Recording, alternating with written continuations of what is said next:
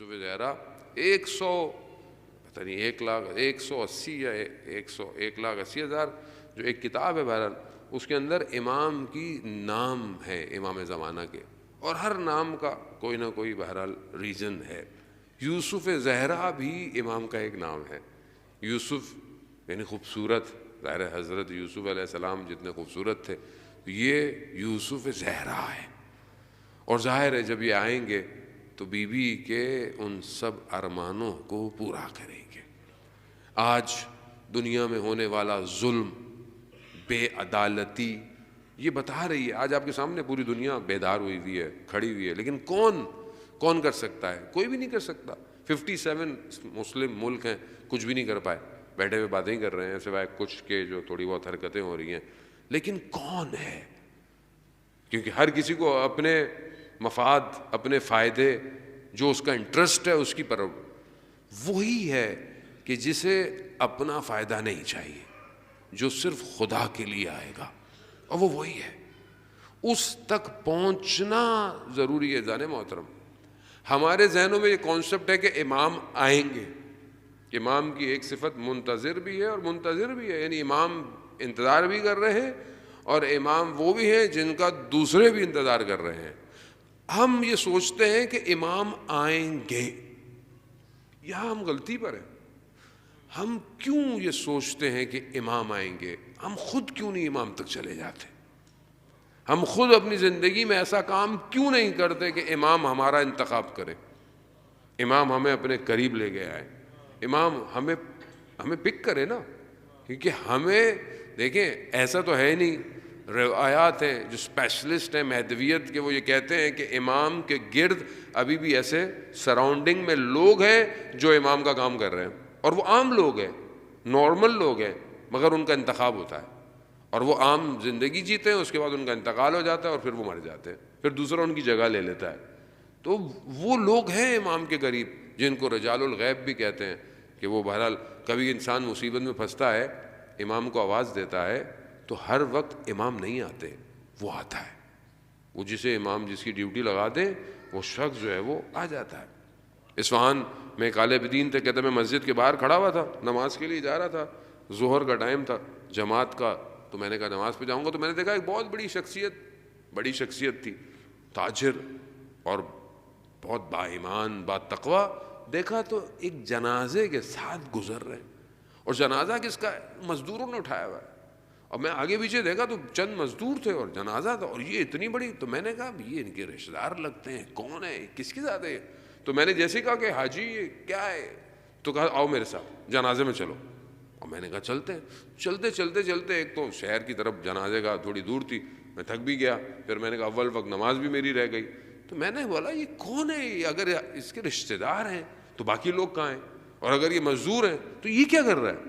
خیر جنازہ ہوا، یہ ہوا، میں نے پوچھا کہ ماجرا کیا ہے؟ کہا کہ میں کچھ عرصے پہلے حج پہ جا رہا تھا، تو جب میں کوفہ پہنچا تو میرا سامان چوری ہو گیا، میرے پاس کچھ نہیں تھا، تو میں بڑے بے دلی کے ساتھ کوفہ مسجد سیلا سے مسجد کوفہ جا رہا تھا، تو میں نے امام سے توسل کیا، کیونکہ میرے پاس کچھ نہیں تھا، نہ میں آگے جا سکتا تھا نہ میں پیچھے جا سکتا تھا۔ تو ایسے میں سواری گزری، جب سواری میرے قریب آئی تو کوئی اور نہیں تھا، امام تھے، تو میں نے امام کی طرف، امام نے بولا کہ کیا ہوا؟ اب میری ہمت نہیں کہ میں امام سے کہوں، میں کہا نہیں، بولا تھکاوٹ ہے سفر کی۔ ہاں نہیں، کیا ماجرا ہے؟ پتہ ہے یہ کہنا تھا۔ تو امام نے ایک نام لیا، حالو، یہ نام لیا، تو میں نے دیکھا کہ ایک شخص نمودار ہوا۔ جب میں نے اس کو دیکھا تو وہ اصفہان کے بازار میں یہ جو ریڑھی پر سامان اٹھاتے ہیں وہ تھا۔ جب میں نے اس کو دیکھا، لیکن میں نے کہا کہ یہ امام نے اس کو بلایا تو یہ کیسے ہو سکتا ہے؟ مطلب میں نے کہا شاید میرا وہم ہو، میں نے پوچھا نہیں۔ امام نے اسے حکم دیا کہ اس کا جو سامان ہے لا کے دو اور اس کو حج پہ لے کے جاؤ۔ یہ کہا، امام کی سواری چلی گئی۔ وہ شخص مجھے کہتا ہے فلانی جگہ کل آ جانا۔ میں پہنچا، میرا سارا سامان تھا، کہا کھول کے دیکھو، میں نے کھول کے دیکھا، سب موجود تھا۔ کہا اس کو کہیں مسافر خانے میں رکھو، آؤ میں تمہیں حج پہ لے جاتا ہوں۔ وہ مجھے حج پہ ایک قدم بڑھاتے مجھے حج پہ لے گیا، مکہ لے گیا، باہر چھوڑا، کہا کوئی پوچھے تو بتا دینا میں دوسرے راستے سے آیا تھا، واپس آ جانا۔ واپس آیا، مجھے لے آیا، مگر اس نے بولا کہ دیکھو جب مجھے ملنا تو جیسے پہلے ملتے تھے ویسے ہی ملنا۔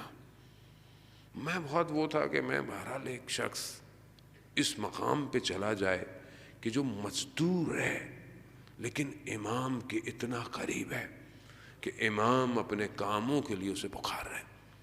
جب میں پہنچا، لوگ مبارکباد دینے آئے، بیٹھے تو وہ بھی آئے، میں کھڑا ہونے لگا، اس نے اشارہ کیا بیٹھے رہو۔ جب سب چلے گئے تو اس نے مجھے بولا کہ میں فلانے دن مر جاؤں گا، میرے حجرے میں آنا، میرا کفن میرے سامان میں رکھا ہوگا، مجھے کفن غسل میرا جنازہ پڑھوا دینا۔ عزیزان محترم، اس لیے کہتے ہیں کہ ڈونٹ جج بک بائی اٹس کور، نہیں دیکھو تمہارا برابر میں بیٹھا ہوا شخص کون ہو، تمہیں نہیں پتا۔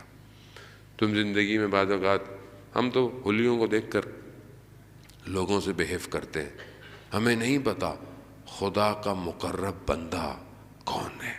عزیزان محترم، اگر ہم ایسے شخصوں کو دیکھیں، اگر ہمیں کوئی ملتا نہیں ہے، کتابوں میں علماء بیان کرتے ہیں اپنے اندر صلاحیت پیدا کریں، کوالٹیز کو انہینس کریں۔ جیسے دنیا کی چیزیں سیکھتے ہیں، لینگویج سیکھتے ہیں، اسکل سیکھتے ہیں، کمپیوٹر سیکھتے ہیں، پروگرامنگ سیکھتے ہیں، سیکھتا ہے نا آدمی، اسکلز کو انہینس کرے کہ امام انتخاب